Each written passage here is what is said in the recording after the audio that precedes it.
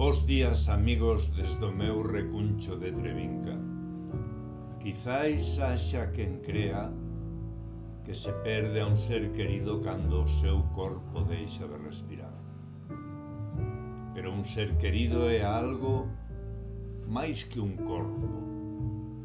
Por moi perfecto que sexa o ser humano, un ser querido é algo que permanece unido a ti por multitude de cousas en común, que durante anos cultívanse por confidencias, por sentimentos, por sorrisos, por proxectos en común, por compañía, por abrazos, por miradas, por complicidades, por miles e miles de sensacións que nada teñen que ver co corporal nin co físico.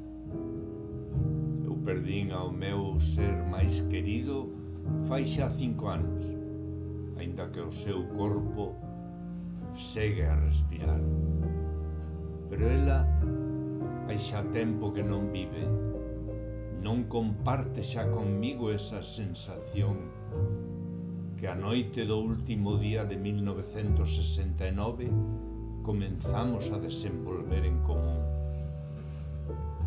Ela xa non está, ela está no seu mundo, un mundo que ninguén coñece, pero que quero pensar que para ela é de certa felicidade, a xulgar polo seu eterno sorriso que me consola.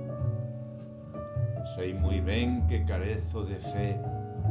Quizais se a tivese, sería máis doado consolidar o proxecto que hai uns anos fixémonos de ser felices. Pero tamén sei que son tenaz e non escapo das cousas difíciles. E a pesar dos momentos de gran sufrimento, este o é, son feliz. A pesar de estar só por primeira vez no derradeiro día deste nefasto 2024.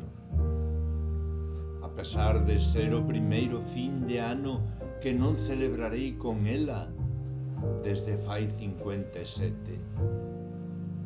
A pesar da profunda dor que sinto, son feliz, pois me quedan os seus recordos do que fomos e do que compartimos.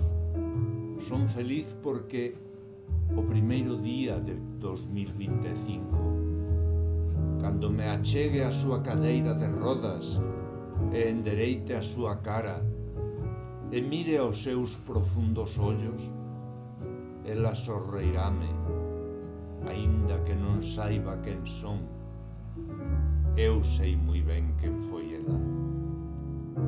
Queridos amigos, por favor, decidide por enriba de calquera outra cousa material ser felices a pesar de todos os sufrimentos, pois iso é o único que realmente o ser humano pode decidir.